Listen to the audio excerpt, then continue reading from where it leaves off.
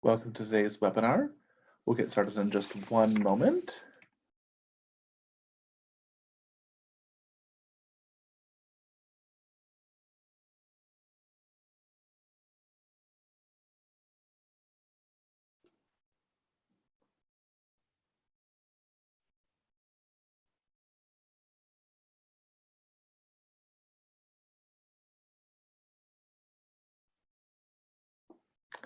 Thank you for joining us today. My name is Hunter Boucher. I am LandlordBC's Director of Operations and Legislative Specialist. LandlordBC is a member-driven association representing owners and managers of rental housing in BC. Our mandate is to advocate on behalf of residential rental housing sector and to professionalize rental housing providers to assist them in achieving successful tenant relationships. And that's really what we're about, is helping landlords and tenants have that successful and sustainable and safe relationship throughout a tenancy. Today, we'll be discussing the legislative changes that emerged from the ministerial order released earlier this week. I'm going to be going through these changes in detail. And prior to going through those changes, I'm going to talk about some of the financial aid programs that are available to tenants. This webinar is being recorded and will be published on our website at www.landlordbc.ca. You'll be able to refer back to this and share this with your colleagues. We will also just distribute a copy of our slide presentation to everyone joining us today. We will have time for questions at the end of the presentation, but we would like to adhere to the 1 hour allocated for this entire session. There will be more webinars in the future as the COVID-19 crisis continues. I would also like to quickly mention that in addition to this webinar, we've been sharing virtually daily through our website and newsletters, updated information on this topic and others, really. You'll find this information at www.landlordbc.com/COVID-19. You can also find information about this on our blog and also through our social media. So please ensure you check back every day for updates. We've also made our I Rent It Right online education program through the Landlord Registry free for a short period of time. It can be found at www.landlordregistry.ca. It takes about an hour to complete, and it includes information from tenant selection to the end of tenancy. During this unprecedented and uncertain time, we've also added information on the topic of COVID-19 in your rental unit, so you'll find resources there as well. So for today's agenda, we're going to focus primarily on the ministerial order and best practices that come out of that. We'll go into notices to end tenancy, orders of possession, rent increases, tenants' right of access being restricted, and that's specifically to common areas, a landlord's right to enter a rental unit, and personal service. Before we get into that ministerial order, we're going to talk a bit about some of the financial supports available for tenants.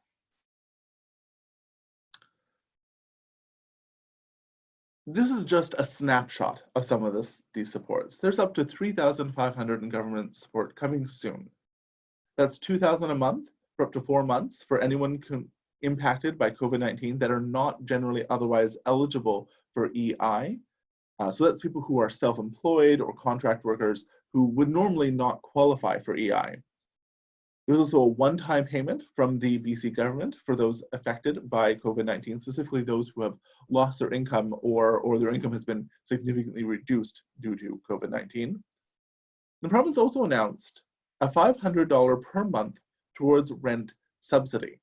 This supplement is paid directly to the landlord, and the application is made by the tenant and the landlord. We'll go into that in a bit more detail in the next slide. So as mentioned, it is an up to $500 supplement that is paid directly to the landlord. It's eligible to low and moderate income renters who are struggling to pay their rent as a result of income loss or income reduction due to COVID-19. The application will be open mid-April, and tenants and landlords will each need to submit an application. There's not much more information available on this specific program at this time, though more information is coming out daily. We, of course, will keep you up to date through our regular e-news. There's also the BC Emergency Benefit. This is a one-time tax-free $1,000 payment to British Columbians whose ability to work has been affected by COVID-19. It's available to BC residents who also receive federal employment insurance or the Canada Emergency Response Benefit. On the topic of employment insurance, this is for workers who have lost their job through no fault of their own and qualify for the employment insurance benefit. The Canada Emergency Response Benefit is new. It is something that the federal government announced as a response to COVID-19, and specifically to respond to those who would not otherwise qualify for EI benefits. EI is generally for employees who are not self-employed or contract employees. Those who are self-employed often generally do not pay into EI, thus are not eligible for those benefits. There are many more programs available.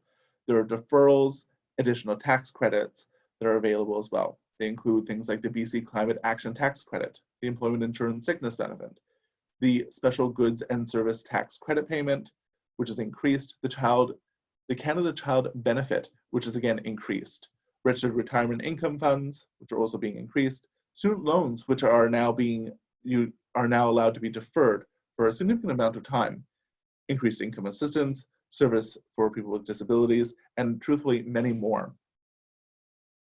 More details regarding the various provincial and federal programs can be found at www.landlordbc.ca/COVID-19.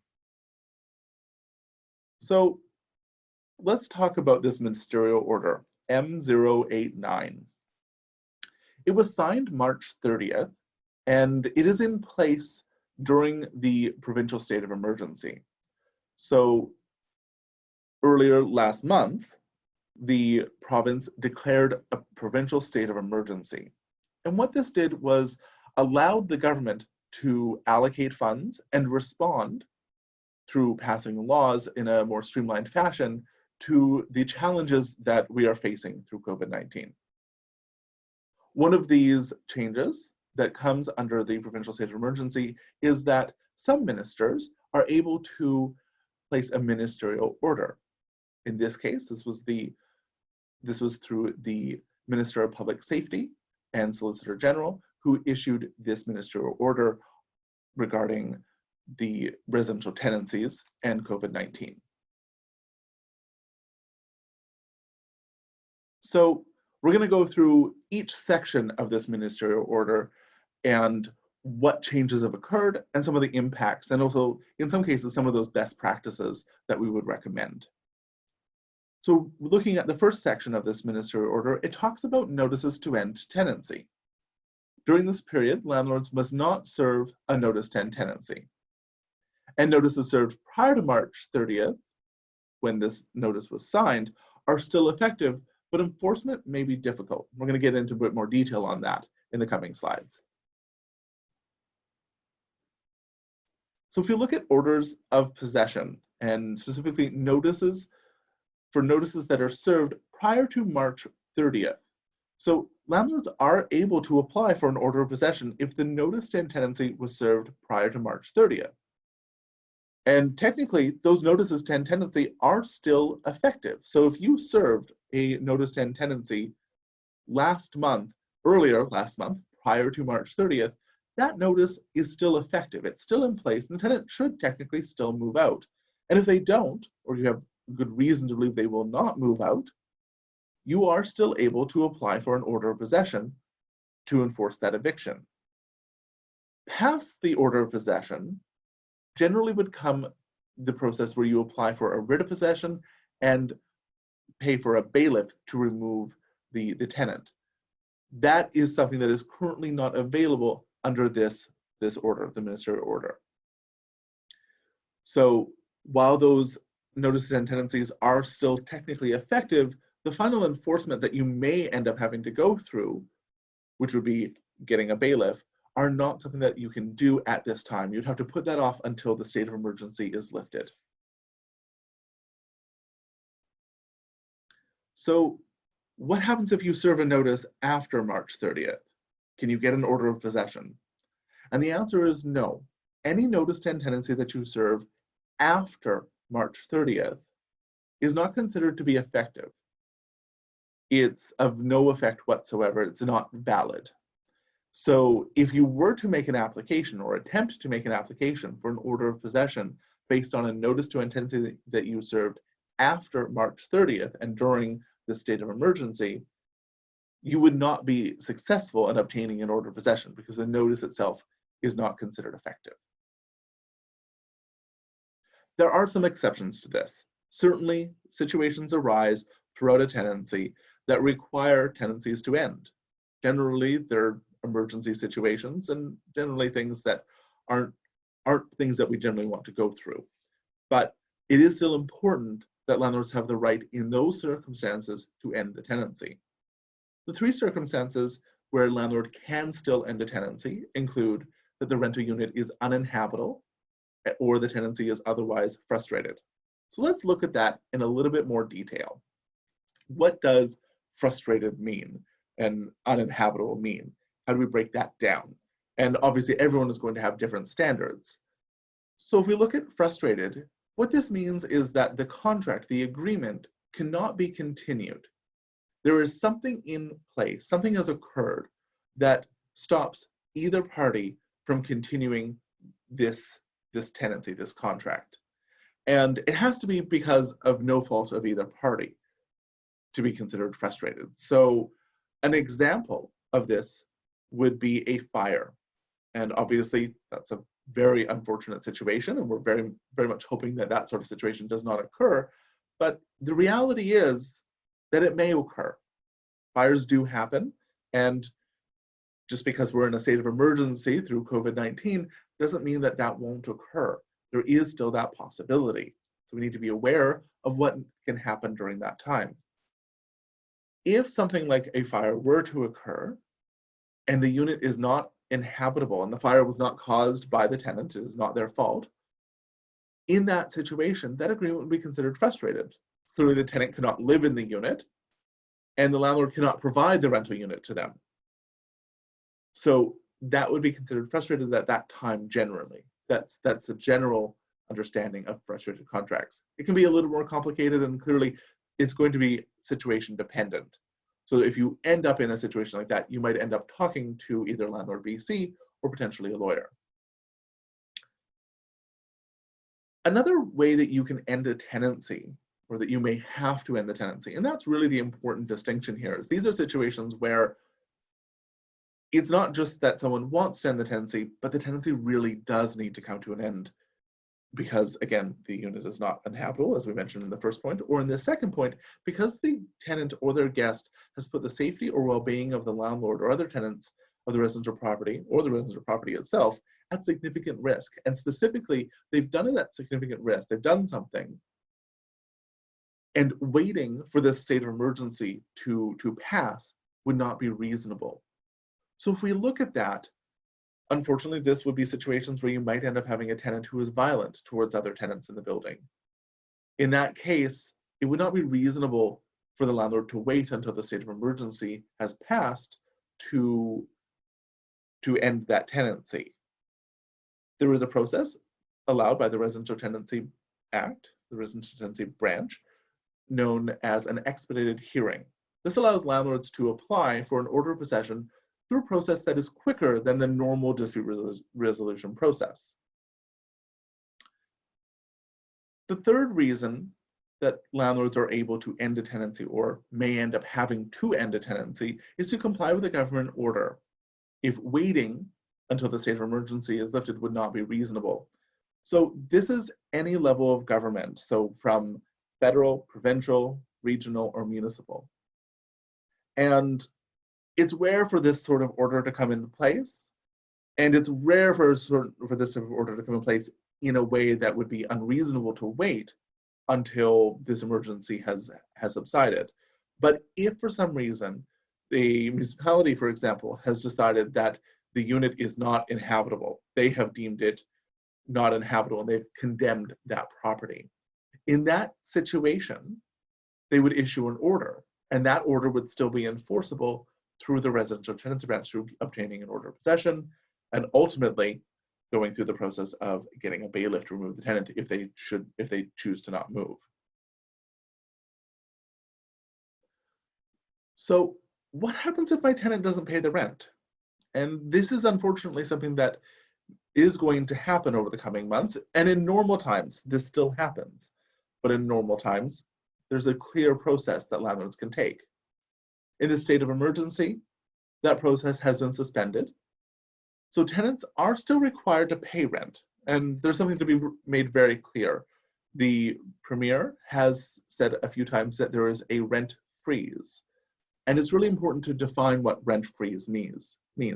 There is a freeze on rent increases. That means that rents will stay the same during this time. They will not increase. We'll get into that more in the next section.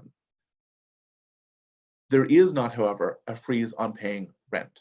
Rent is still, in fact, due on the first of the month, generally, as per your agreement. So you should communicate with your tenant, and tenants should communicate with you as well about their ability to pay rent. Do not serve a notice to end tenancy.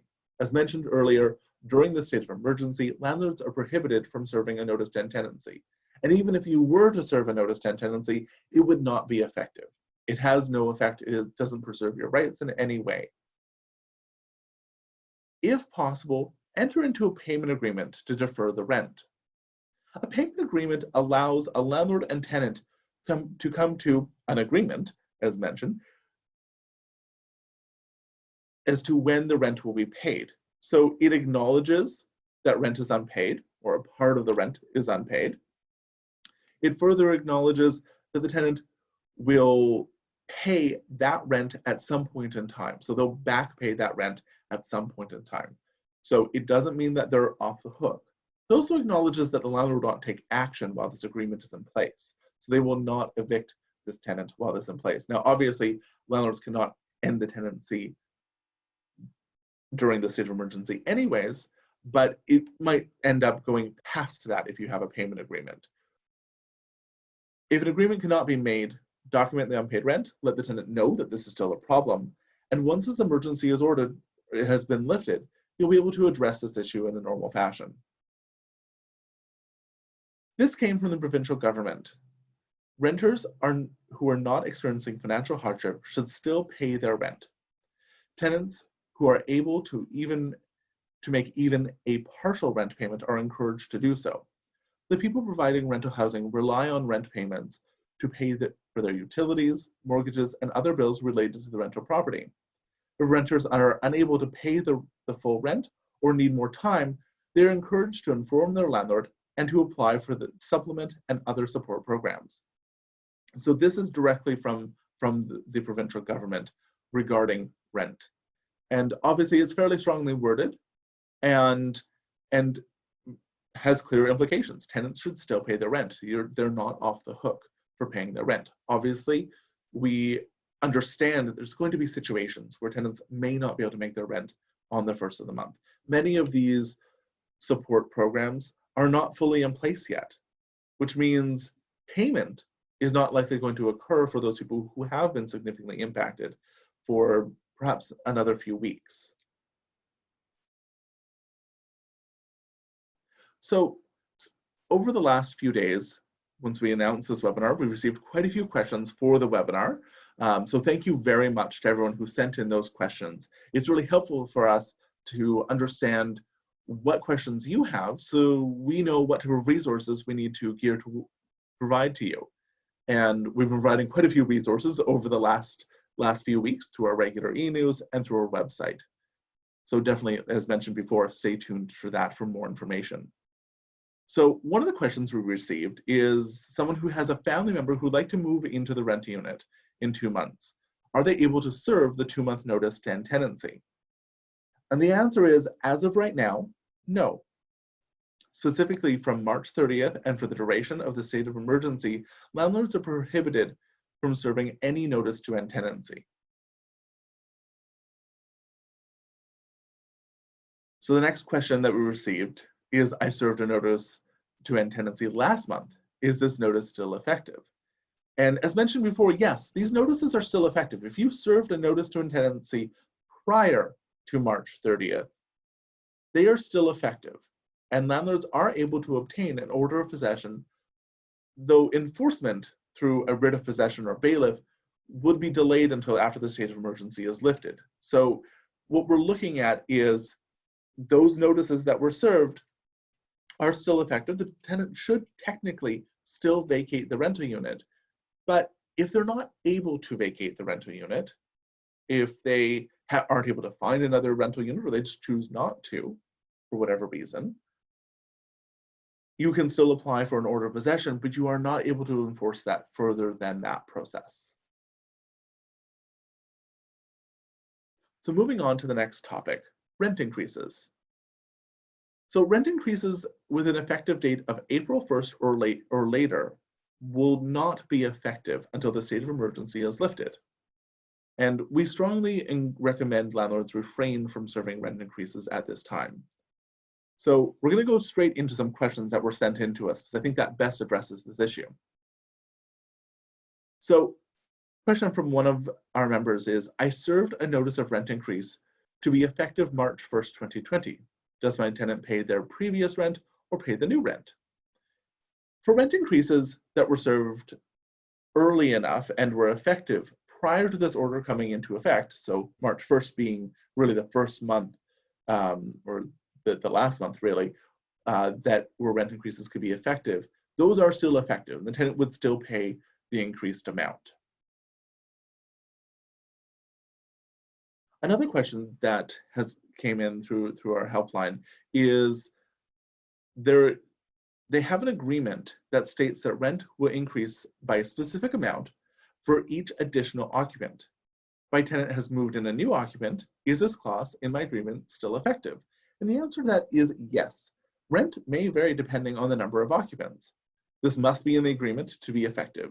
We encourage that tenants and landlords who are in this situation and have this type of tenancy agreement to communicate with each other. Make sure both parties are of clear understanding as to what is expected when they move in an additional occupant. And they might move in an additional occupant and not really realize that their rent might increase. And it might be a somewhat significant amount that it might increase. So it's really important that that conversation is had to make sure that everyone's on the same page and there's no surprises.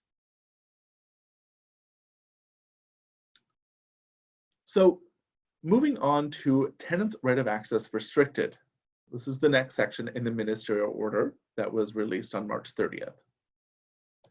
To avoid further spread of the virus, landlords are encouraged to restrict access to common areas that are non-essential and non-conducive to proper social distancing practices.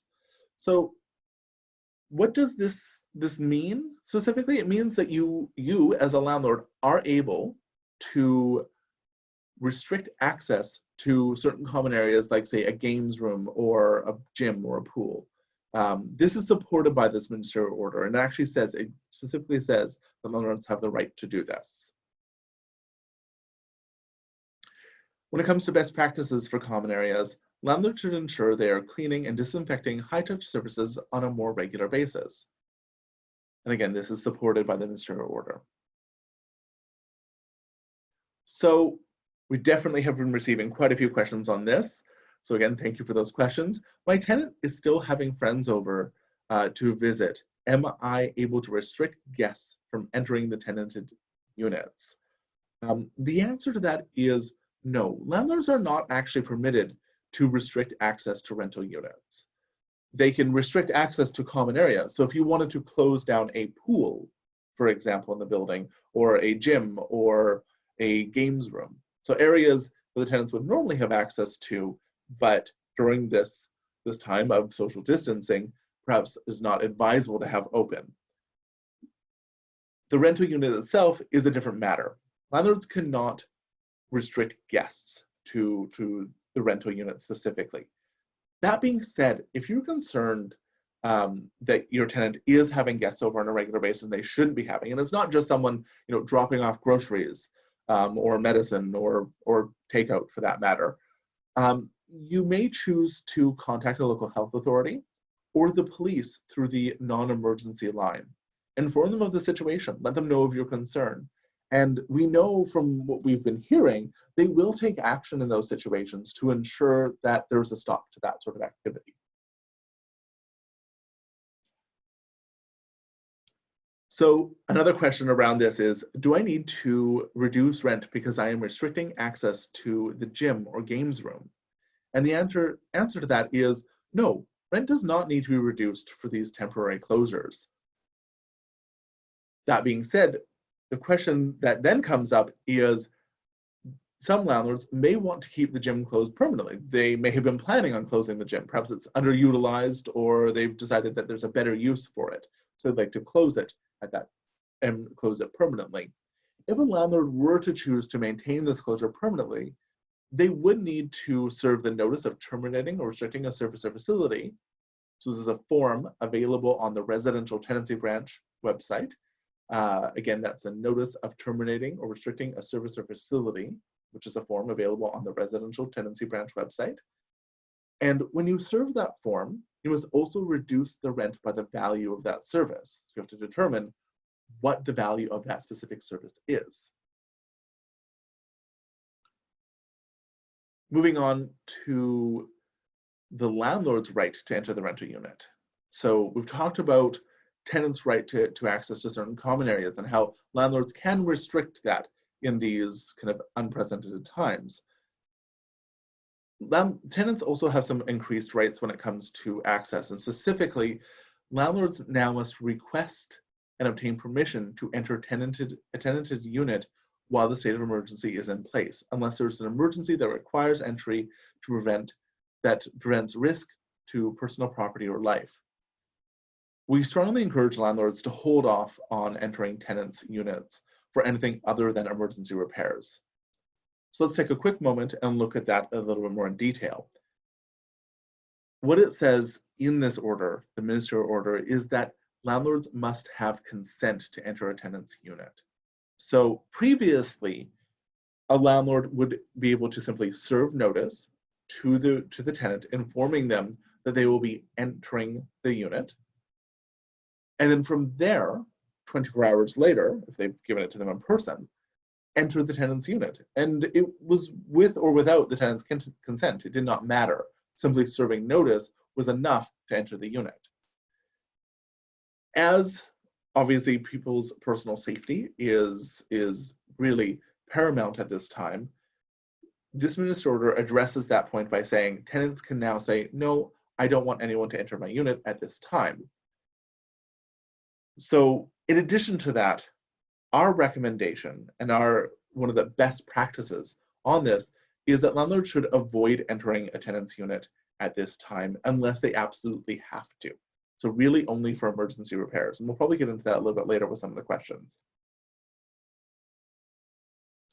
So a question that was sent in to us was, I had planned on doing my annual inspection next week. Am I still allowed to do this?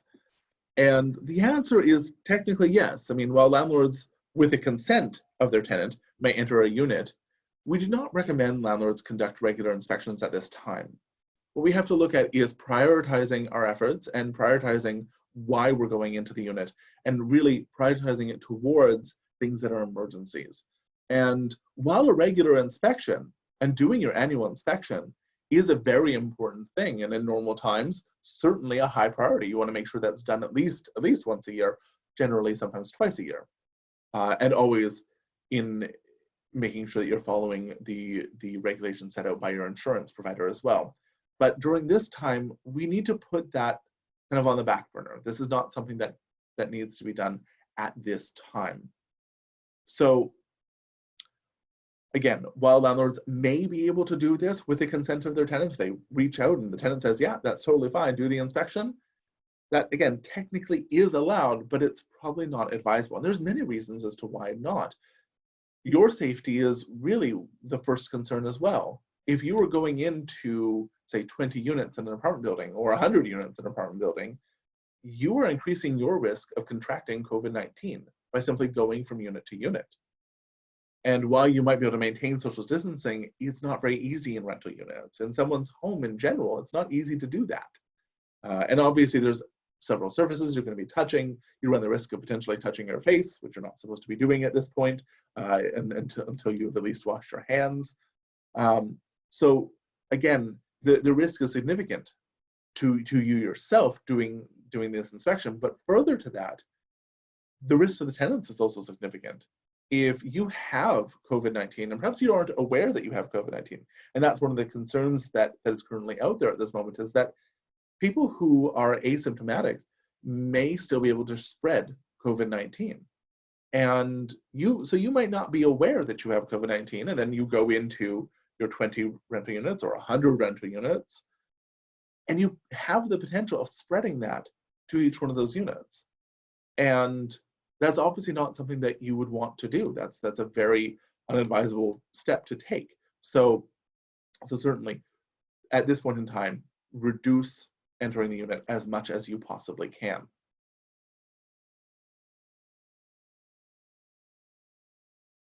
So we look at the last section of this ministerial order, and this talks about personal service. So landlords and tenants at this time are prohibited from serving documents directly to another person. So you as a landlord cannot go directly face-to-face to your tenant and serve them with a piece of paper. You have to use other methods of service. So that might be sending it by mail or registered mail in some cases, or using email or posting notices on doors. So let's take just a quick moment to talk about email. Email is not officially a method of service that is allowed under the Residential Tenancy Act. So if you look at the Residential Tenancy Act, it does not say in it that email is an approved method of service, nor does it mention that in this ministerial order. With that being said, over the past several years, the Residential Tenancy Branch has increasingly allowed email in situations where landlords can show that it has been a valid method of communication between two parties. And you'd show that by showing that there's a back and forth between the landlord and tenant. Obviously, during this time where people need to keep their distance, email needs to be utilized on a more regular basis. The Residential Tenancy Branch understands that, and they've understood that for the last several years in general by allowing email on a case-by-case basis. So from a landlord's perspective, certainly using email makes sense. From a tenant's perspective, it also makes sense. Clearly, email makes sense at this time. Again, it is not something that is written in the Act as allowed, but certainly seems to be allowed by the Residential Tenancy Branch on a fairly regular basis. To ensure that your email communication is going to be allowed, make sure that you are actually communicating with the tenant and getting a response back. Ask them to respond back, even if it's just saying, yeah, I got it. That's enough.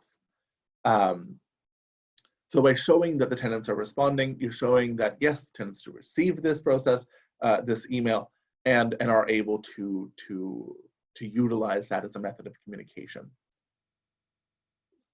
Further to this, when we talk about email, so moving things to a more digital platform, we need to really make sure that we are always cognizant of privacy regulations and guidelines.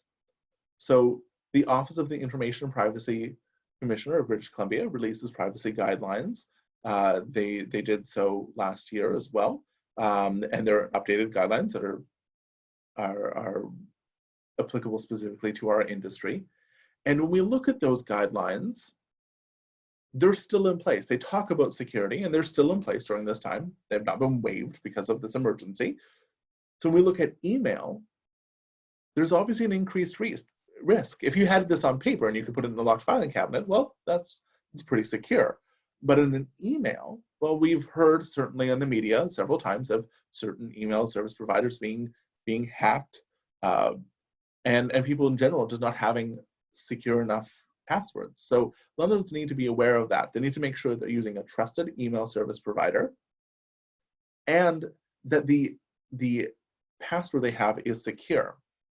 Most email service providers, especially most trusted email service providers, will tell you if your password is too weak. Go to the reset password page of your email service provider, go through and try to change it, and it generally will tell you. If you put in something like your anniversary, for example, well, that's likely going to be too easy. Most passwords need to be something that isn't easily guessed. So knowing you, it's something that they cannot guess easily, or is not one of the very easily guessable words. And there's quite a few of them. There's actually a list of the most common easy passwords. You can go online and search that. Make sure your password isn't one of those. But past that, we also need to make sure that you do things like including capital letters, numbers and symbols. Again, your email service provider, when you go to reset your password, generally will indicate if your password is generally weak or easy, or if it's strong or complex enough to not be easily guessed. So that finishes our presentation for the actual slides that we've prepared. We have a few more questions that have been sent in prior to the webinar that we're going to go through, and then we'll get to questions that have come in during this webinar. So the question is, how do I sign off on a condition inspection if I need to keep my distance? That's a really good question. Obviously, we need to keep our distance at this time, and you know, we have a public provincial health officer, Bonnie Henry, who has been fantastic over the last several months, or at least I think she's been fantastic over the last several months. During her announcements, she very regularly reiterates the fact that we need to be keeping at least 6 feet or 2 meters apart from each other. And to do that during a move-out inspection is somewhat difficult. And you know, in the context of the current environment we find ourselves in, during a condition inspection, landlords and tenants generally stand quite close to each other.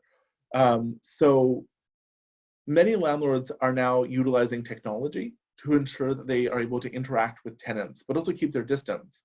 So you can conduct a condition inspection through, say, a video call service.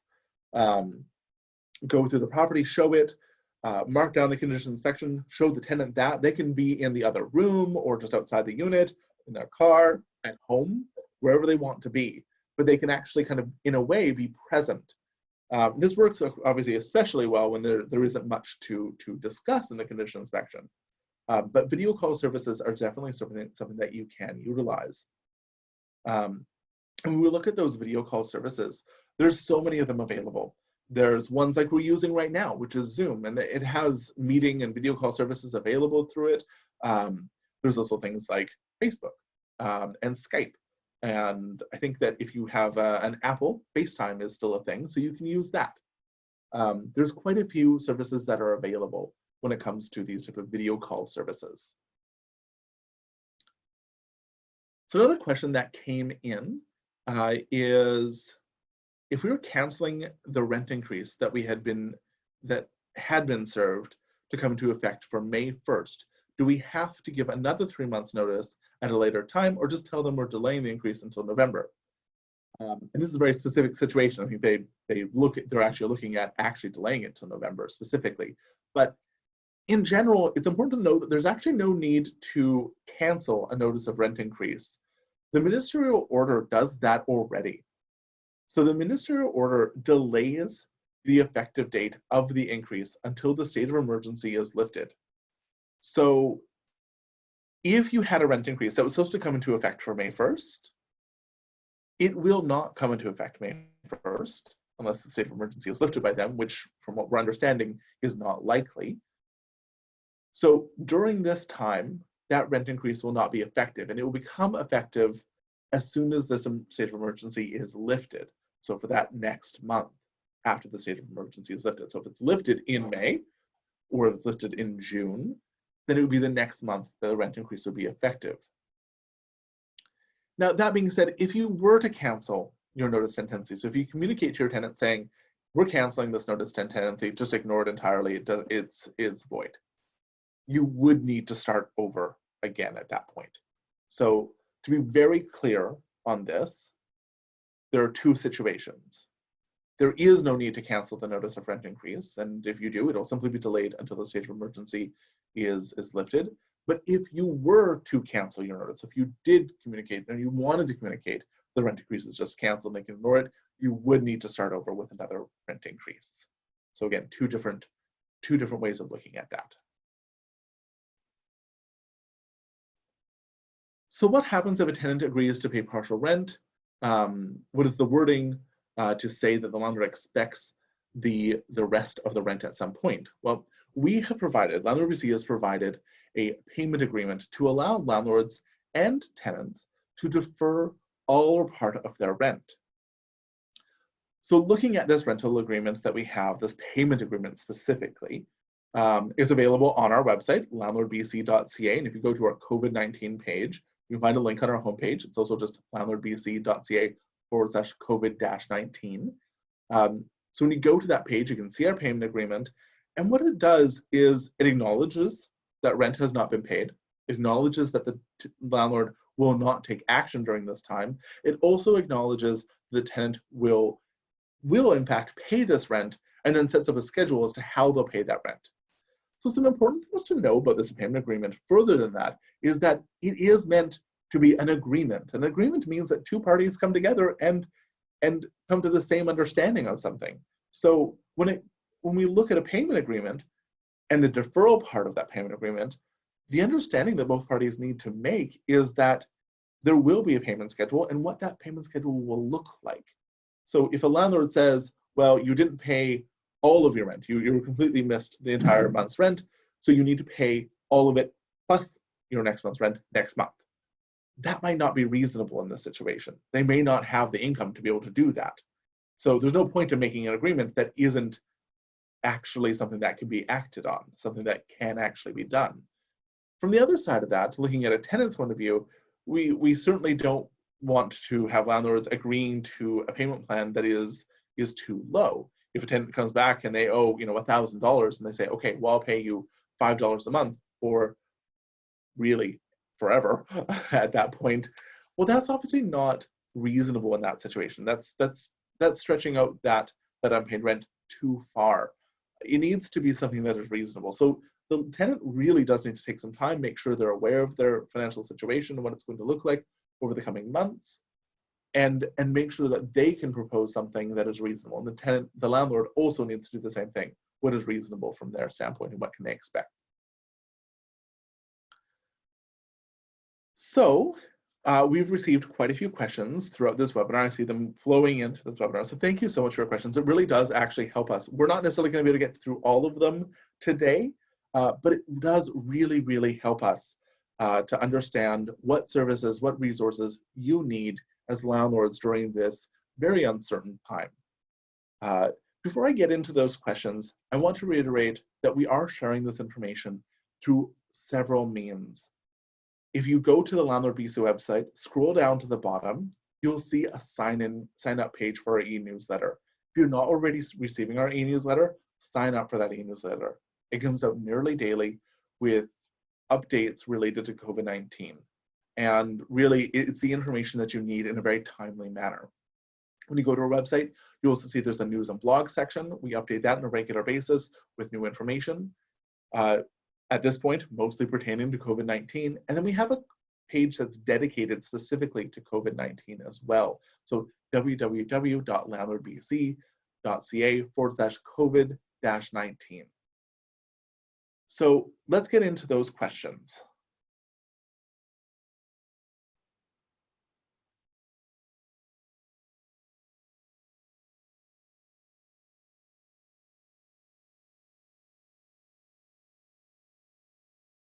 So first question that we have here, and really good question. Thank you so much for sending this one in.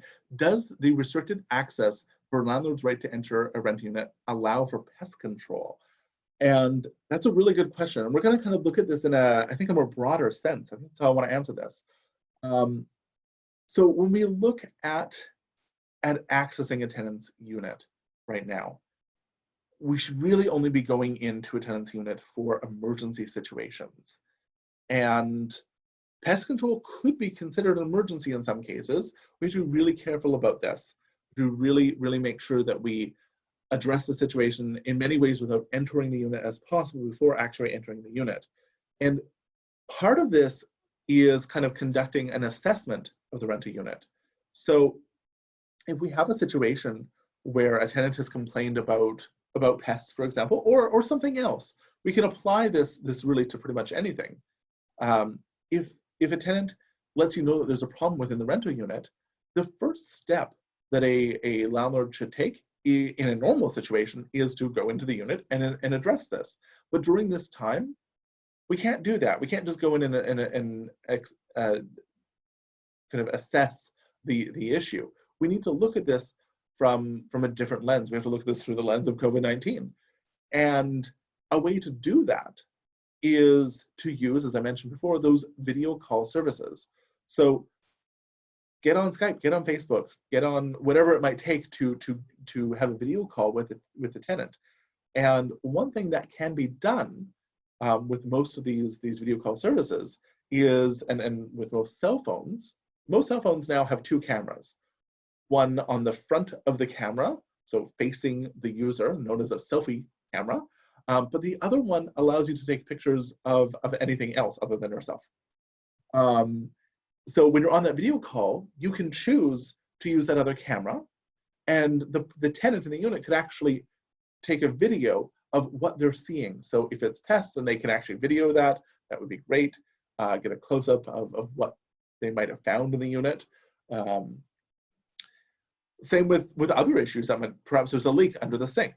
Well, that's an issue that needs to be addressed, but how we address it kind of depends on the situation. You'd also get your pest control specialist or other trades on the video call with you, so they can see what you're seeing and assess it from a professional standpoint as well. So certainly we want to make sure that we start with that. If we get to a situation where it really is emergency, you might end up having to enter the unit. Pest control situations generally aren't an emergency situation, but obviously could become quite significant if this emergency lasts the several months that it may in fact last. So let's move on to another question that has come up. So this question is around conducting move-in, move-out inspections and just move-in procedures in general. How do you fill a vacant unit at this time? And that's a really good question. So if you have a unit that is vacant and you've decided you need to rent it out, and there are certainly people looking for housing at this point. There's many people moving back to British Columbia at this point from abroad, from other provinces. So there definitely are going to be people who need to find housing at this time. If you have a vacant unit, you could show the unit through a normal suite showing, but we'd recommend that perhaps instead of doing it that way, use a video call service. Again, try to show the unit through a video call service, a virtual tour of the building and the rental unit is advised. If you are going to do an actual in-person suite showing, still do everything you can to keep your distance from the other person. Have all the doors in the rental unit open so that no one has to touch anything during that time. Make sure you wash your hands before and after. Definitely making sure you wash your hands after.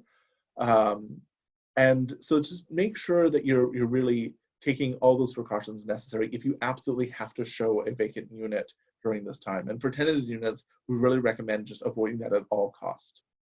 So that's the inspection. Now or the suite showing part of this. We then move into how do we conduct a move-in inspection at this time? Well, with the rental unit completely empty, you can, again, do this through a video call service or just do the inspection where you're really keeping your distance.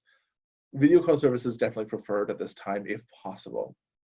And then we move into the actual move-in. So a tenant moving into a unit. And that's a really complicated thing because in a normal situation, moving in is actually quite disruptive to a building. You have people coming and going, and sometimes a fair number of people coming and going with movers and such coming through the building on quite a bit during that short period of time. So what we recommend doing is start by assessing what the best route someone should take to get to the rental unit. So limit their access to other parts of the building, make sure they don't need to go down a certain way, or if there's a side entrance that is more efficient, use that. So do what you can that way. If there are doors that can be propped open, and specifically doors that can be safely propped open. If it's a door that needs to be kept closed for specific reasons, then keep it closed. But if you can prop doors open, have them propped open, where it is safe and secure to do so.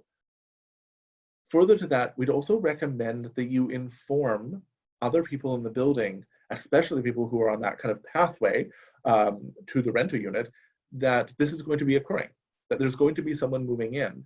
and that they need to be aware of that. They need to take a bit of extra precaution in this regard. Once the tenant has moved in their belongings, we also, and as we've kind of already mentioned, there needs to be some more regular cleaning happening. So for that path that the tenant went through to move their belongings in, we recommend wiping that down with a disinfecting product to ensure that it is safe for other people to pass through. So we have one more question that we'll get to, and I know that there's quite a few other questions out there. I know I can see the questions flowing in. And please note that this is not the first webinar this is not the last webinar we're going to host on this. It's simply the first. We will be holding more webinars on this topic. So keep an eye out for our e-news. If you're not getting it, sign up for it on the bottom of our website. Keep an eye out on the COVID-19 webpage that we have, and our blog as well. And again, also the landlord registry has quite a bit of information as well and is free at this time. So last question that we have, and it's a really good question. We have a tenant who is having 6 to 12 people over at a time to conduct meetings for a commercial purpose. Is this putting other residents of the property at risk? Is it putting the landlord at risk? And the answer is somewhat yes. I mean, obviously the biggest risk that happens here is that the people in this meeting potentially are spreading it amongst themselves. So if one of the people who come into this meeting in an apartment has COVID-19, they're going to spread it amongst themselves. And that's obviously the biggest and most immediate risk. So certainly those people should likely not be conducting those meetings. There are other ways of conducting meetings at this time. People really need to be utilizing those other methods. But there are other risks to this as well. There are risks to the residents of the building as well by having, these people coming and going on a regular basis. And it seems like from the question, this is happening quite often. By having these people coming and going to the building, that means they're going through, they're touching the door, they're touching the elevator panel, they're touching door handles and such. So they're really creating increased traffic in the building, making it more difficult to practice proper social distancing. So there is an increased risk by having this, and it definitely does seem irresponsible at this point for someone to do this. So we encourage landlords who have that sort of situation to obviously communicate with their tenant. They should not be doing this. Send them an email saying, we become aware that this is a problem. You need to stop this practice immediately, really. But further to that, as we mentioned earlier, you can contact the local health authority and the police on this matter. From my understanding, it's 5 or more people who are not of the same household in a private residence are not allowed. And that's probably, depending on the household, really, that's just kind of a general understanding. We really shouldn't be having guests at all at this point. So contact the police. When I say contact the police, we do recommend doing this through the non-emergency line. This is generally not a situation to call 911, at least at this point. So certainly contact them through the non-emergency line. We have heard through people that the police are taking this seriously and are addressing these concerns and letting people know that they need to stop this practice. So that is the end of our webinar today. Thank you so much for attending it. We really appreciate all of you who are able to attend and those who are seeing this webinar after the fact. It is being posted on our website. Again, more information can be found at www.landlordbc.ca. Make sure you sign up for our e-news and stay safe and have a good day.